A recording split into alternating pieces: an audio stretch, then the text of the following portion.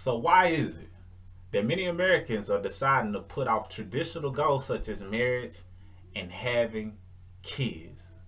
What up? You got Mr. Smith, point five of Mr. and Mrs. Smith, and in this brief video, I want to talk about it from a marriage and money standpoint of why people across America are deciding to push out the traditional goals of getting married and having kids. Let's talk about it. Well, in this day and age, depending on when you're watching this video, you are currently in a state of uncertainty because it's a lot of things that have been taking place. In the year 2020, many people had these goals of making 2020 their year. They felt as though 2020 was going to be their year of perfect vision and completion. And it is a year of vision, but more from a vision of exposing and getting more clarity on the fact that life isn't what you thought it was. And things aren't always going to go as they seem. So that level of uncertainty that is sweeping the world and definitely sweeping America has caused people to view their traditional goals a little bit differently. So they took a poll, and it was an article that I read. I forget the name of the article. I think it was written by a gentleman by the name of Chris Malore. But basically, they polled a ton of people, maybe 2,000 people, and asked them how they felt in terms of getting married and having kids. And many of them were willing to push it off because they felt like with COVID and all of the protesting that's going on, it's too much uncertainty for them to want to be married during this time and for them to want to have kids during this time. And if I just come from a place of empathy and put myself in their shoes, I understand. I get it. I get it. Who wants to give birth to a child and bring them into a world that, appears to be just all over the place, so sporadic, so uncontrolled, so, a lot of negativity going on. But if we highlight the positivity as much as they highlight the negativity, we'll see a lot of the pros that are taking place and a lot of the good things that are coming out of everything that's going on now. But that's a whole nother video for a whole nother time.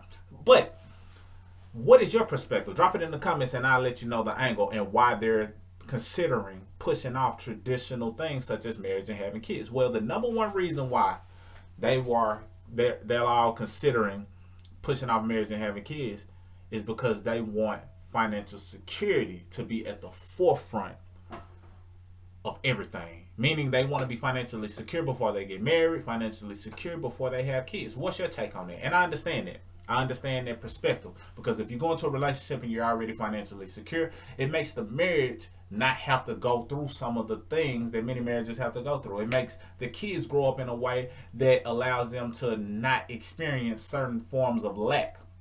However, I do feel like a couple who is able to come together, have common goals, and be on the same page financially can really change the game and move the needle in terms of their relationship, making them stronger, as well as their kids if they grow together. I think it's power in growing together and being in the dirt together. I think if you're in the dirt together, if you related to a plant, if you're in the dirt together, the roots grow a lot deeper as long as you're constantly bringing in some type of nourishment, whether that's sunlight and water or you having the conversation and learning together, building together so you can grow together. So for those of you who might be considering not getting married and not having kids, I totally understand. But consider meeting someone who is on the same page about those things and figuring out if there's a way that you can both strive to have financial security together. Because I promise you, two minds coming together to accomplish a goal is a lot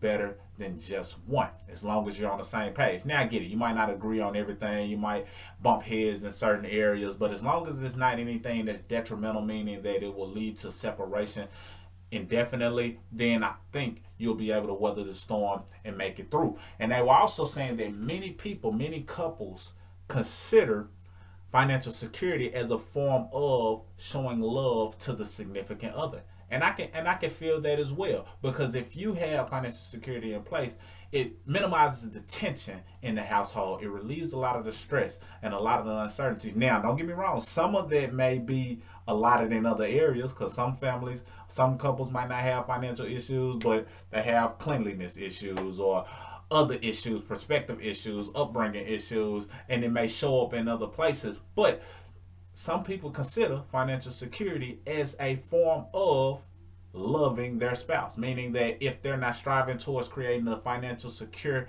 situation for one another, then that's a lack of love. And that's an interesting concept. So instead of me judging their perspective on that, what I'm more so am interested in is just providing solutions.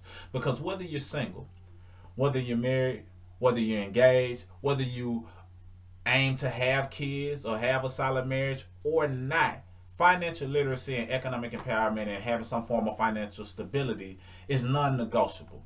You want to be moving in a direction to where you're at least getting money out of the way as an issue. I feel like we live in a world that's abundant, but it is controlled and geared by money. So you want to find something that you can do that removes money as an issue out of the way, even if that means you decide to do certain things that don't require you to have a lot of money. What do I mean? So a lot of people are going back towards farming and things of that nature and growing their own food, which keeps them from having to spend as much money as they normally would in the grocery store. A lot of people are going solar and doing things that allow Mother Nature to provide for the utilities, their roof over their head, just by using certain recycle things in order to build their home. So even if you take that approach and now you don't have to worry about some of the everyday expenses that you typically would, at least you're getting money out of the way in some way, shape, form, or fashion. But for the person who lives a traditional lifestyle, meaning that they pay rent or mortgage, utilities, things of that nature, and they still go shop at the grocery stores, things of that nature,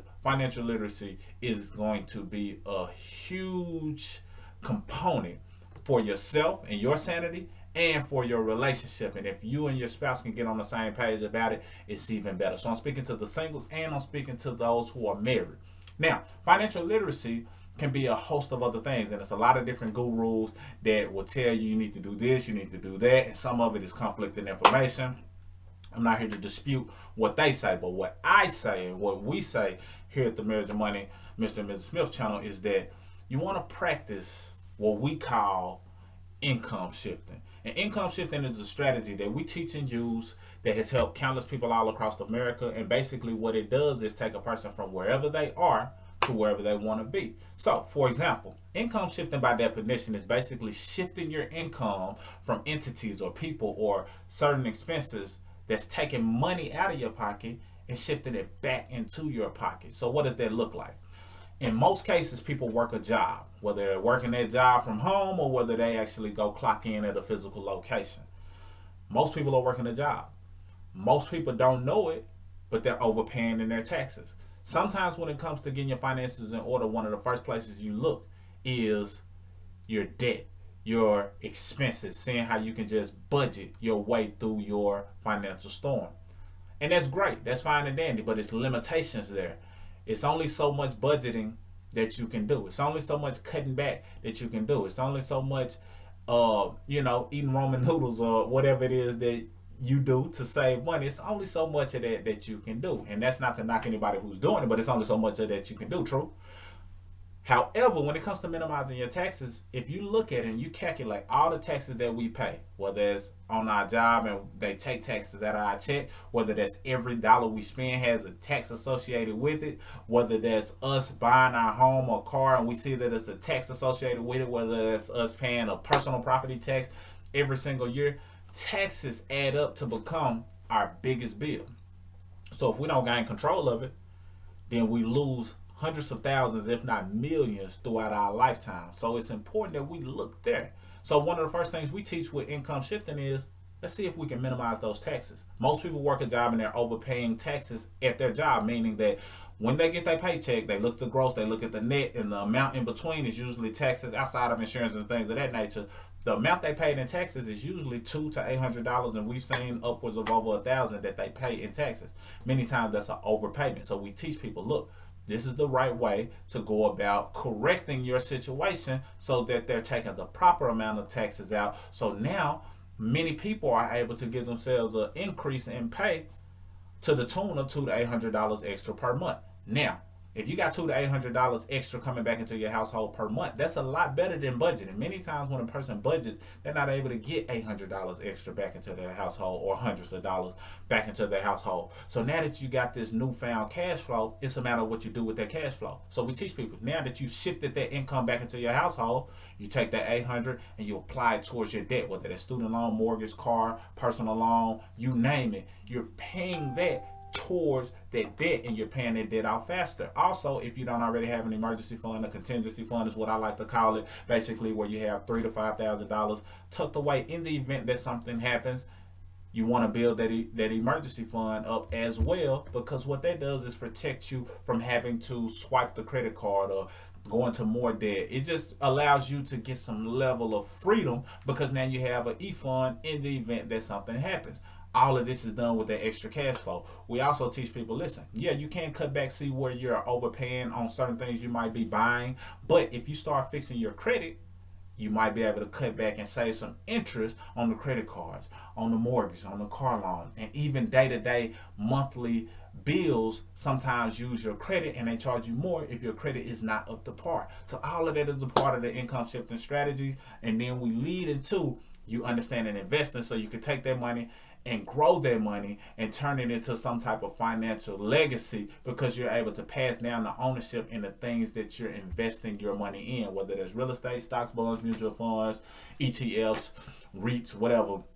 You're able to invest in something that allows you to let your money work for you, because you want to be in a position to where your money is working for you. Now, outside of all of those things, another thing that everyone must consider, especially during these times where if you're working a job and nothing is guaranteed, you want to strongly consider, it's really not even a consideration at this point, it's mandatory that you create some form of additional stream of income.